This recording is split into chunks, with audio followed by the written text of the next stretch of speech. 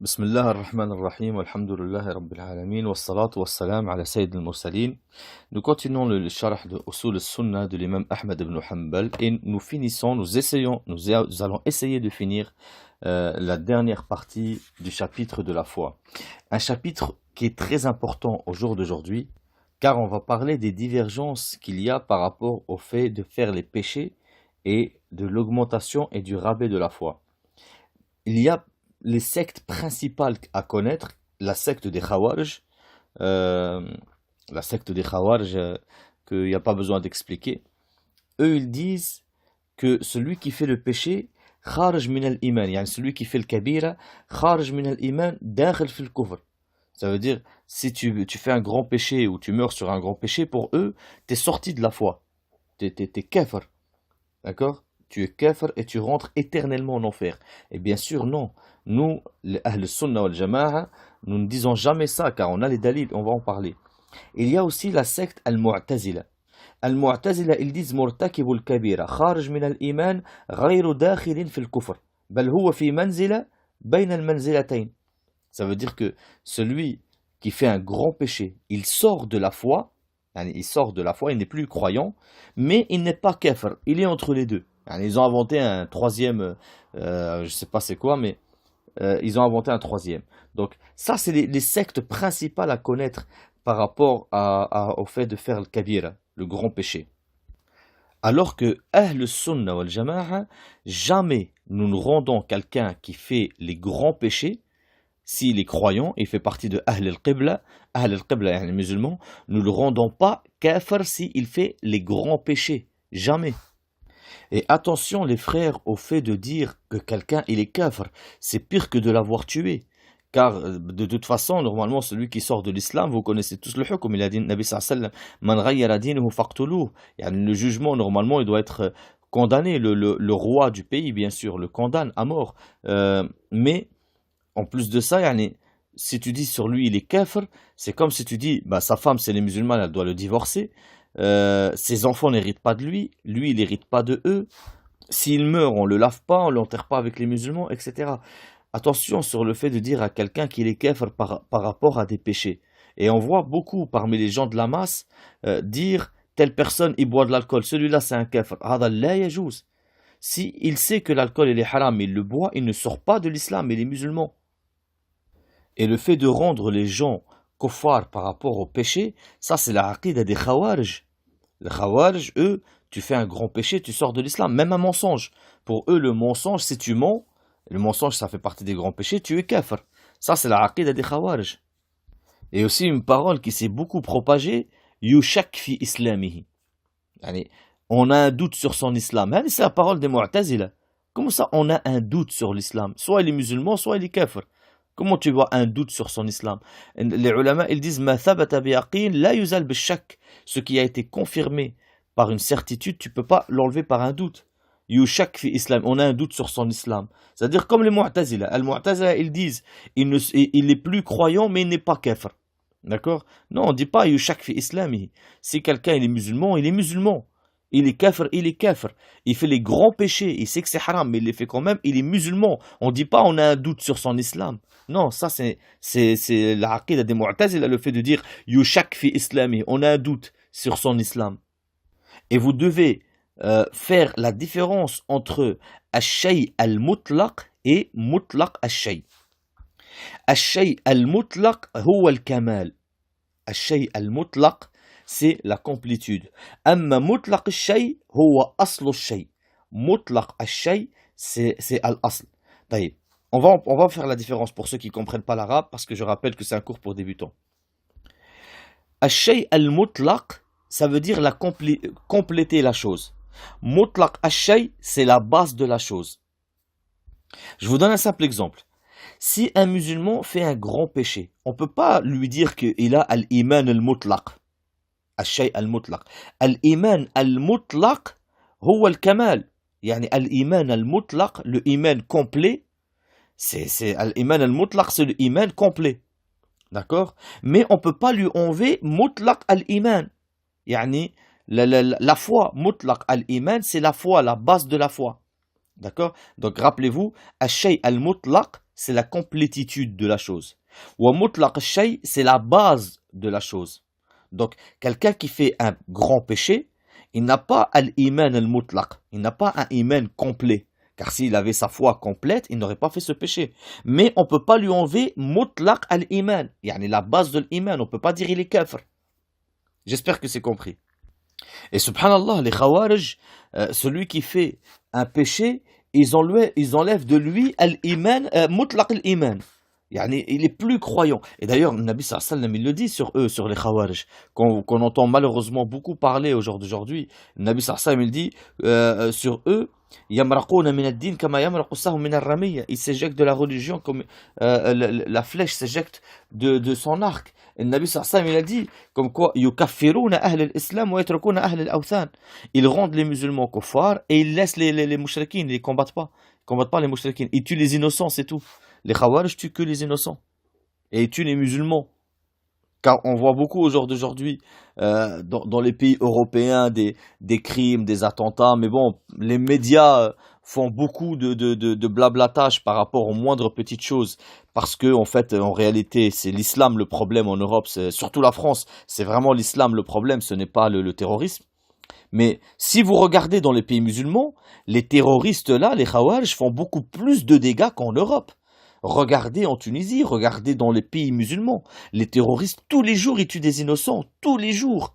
Tous les jours, les Khawarij, ils tuent des femmes, des enfants, etc. 10 fois ou 100 fois plus qu'en Europe.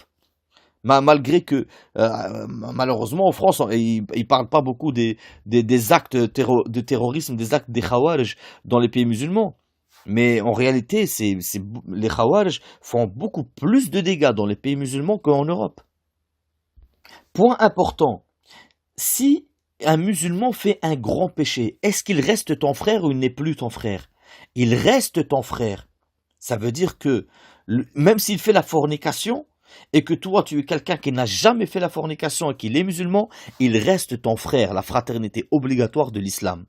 C'est-à-dire que s'il fait le péché, même si c'est un grand péché, il sait que c'est un grand péché, mais il l'a fait quand même, il reste ton frère musulman. La yajouz, ce que tu dis sur lui, il est kafir, ou il est un hypocrite, ou on a un doute sur son islam, ou quoi que ce soit de ce genre-là. D'ailleurs, les ulama appellent celui qui fait les grands péchés parmi les musulmans, al-fasiq al-milli. Al-fasiq al-milli. Al-fasiq al-milli, al-fasiq, huwa al-mudhnib bil-kabira. Yani celui qui fait les grands péchés, c'est un fasiq. D'ailleurs, même s'il répète tout le temps les petits péchés, il est appelé aussi fasiq. Pourquoi? Parce que al-fisq, dans la langue arabe, ou al-khurouj, yani le fait de sortir. Et celui qui fait du fisq, il est sorti de l'adoration d'Allah Azza wa Jal. Et sorti de l'adoration d'Allah, ça veut pas forcément devenir kafir. Il est sorti de l'adoration d'Allah. Quand tu voles, tu sors de l'adoration d'Allah. Quand tu mens, tu sors de l'adoration d'Allah. Et al-milli, yani alladhi ala millat al-islam. Alladhi ala millat al-islam. Al-milli, c'est celui qui est musulman, qui n'a pas fait un péché qui le sort de l'islam, comme le kufr, comme le shirk, etc. Donc ceux qui font les péchés, les grands péchés parmi les musulmans, ou qui répètent les petits péchés tout le temps, ceux-là on les appelle al-fasiq al-milli. Mais attention, al-fisq, il y a le grand fisq et le petit fisq, comme le zulm. L'injustice, il y a le grand zulm et le petit zulm. Le grand zulm, huwa shirk. Inna shirk ala zulmun azim. De la même manière, al-fisq, il y a le grand fisq, qui est le fait de sortir de l'adoration d'Allah par le shirk, par le kufr. Celui-là, il n'est pas fasq milli. Celui-là, il est fasq tout court, il sort de l'islam. Mais nous, on parle de fasq al-milli. De la même manière, le kufr, il y a le petit kufr et le grand kufr. Le grand kufr te sort de l'islam, mais le petit kufr ne te sort pas de l'islam. D'ailleurs, le fisq, comme on a dit, il y a le grand fisq. Par exemple, Surat al-Sajda, Allah il dit وَأَمَّا الَّذِينَ فَسَقُوا فَمَأْوَاهُمُ النَّارِ. Ceux qui ont fait le fisq, leur destin et leur destination est l'enfer. Là, il parle du fisq al-akbar, le grand fisq, le kufr, le shirk. Et le dalil qu'il y a un petit fisq, le verset qui est dans Surat al-Hujurat. Allah dit dans le Coran, dans Surat al-Hujurat, le verset numéro 6, Ya ayyuhalladhina amanu in ja'akum fasiqun binaba'in fatabayyanu an tusibu qawman bijahalah. Idha ja'akum fasiqun binaba'in fatabayyanu. Quand un fasiq, il vient vers vous avec une information, vérifiez. Ici, il ne parle pas du kafr, il parle du fisq, le petit fisq. Ça veut dire un musulman qui fait les petits péchés ou les grands péchés, mais il est musulman. طيب, Al-Khawarij, ils disent sur le fasq al-milli, il est kafr. Il le sort de l'islam. S'il meurt, il est éternellement en enfer. Al-Mu'tazila, ils disent sur le fasq al-milli, il n'est pas croyant, ni il rentre au paradis, ni il n'est kafir, ni il rentre en enfer.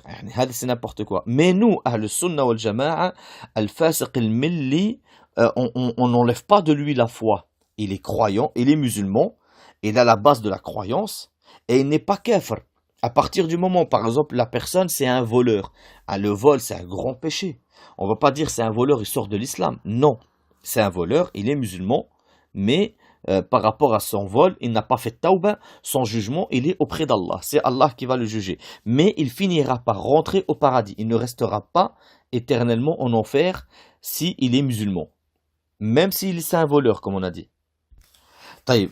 Alors, si quelqu'un, il vous dit, oui, mais on a des hadiths qui disent que celui qui fait les péchés n'est plus croyant. Non. Le Nabi sallallahu alayhi wa sallam, dans un hadith, hadith d'Abu Huraira, qui est dans Sahihain d'ailleurs, Bukhari Muslim, le Nabi il dit La yazni zani hina yazni wa huwa mu'min. Celui qui fait la fornication, quand il l'a fait, n'est plus croyant à ce moment-là. Wa la yasriq as-sariq hina yasriq wa huwa mu'min. Et le voleur, quand il vend à ce moment-là, il n'est plus croyant. ولا يشرب الخمر حين يشربها وهو مؤمن. Et il ne boit pas le vin quand il ne boit pas l'alcool quand il le boit. Quand il boit l'alcool, il n'est plus croyant. Il n'est pas croyant à ce moment-là. ولا ينتهب نهبة ذات شرف يرفع الناس إليه فيها أبصارهم حين ينتهبها وهو مؤمن.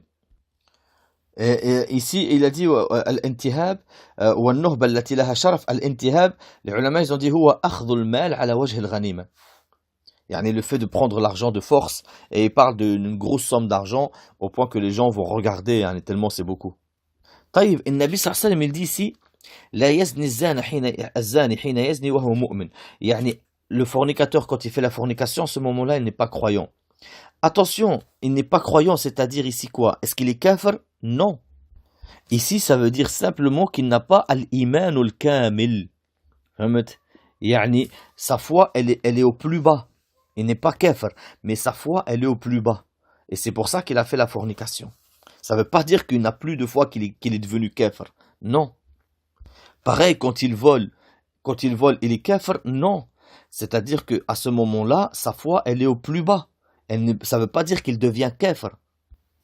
Et pareil, quand il boit le vin, il a dit, à ce moment-là, il n'est pas croyant, ça ne veut pas dire qu'il est kafir. Non. Ça veut dire que sa foi, elle est au plus bas. D'accord? Donc il y a une grande différence. D'ailleurs, il y a eu des voleurs à l'époque du prophète Mohammed sallallahu alayhi wa sallam. Il y a eu des voleurs à l'époque de Omar. Est-ce que le prophète sallallahu alayhi wa sallam a dit qu'ils sont des kuffars? Non. Il a ordonné qu'on leur coupe la main. C'est tout. Il y a eu des fornicateurs. La femme qui est venue vers le prophète sallallahu alayhi wa sallam, elle a dit, Ya Rasulallah, j'ai fait la fornication. Est-ce que le prophète lui a dit, t'es une kafra? Non. Au contraire. Même quand elle a été lapidée, le prophète sallallahu alayhi wa sallam est venu, il a fait la prière sur elle.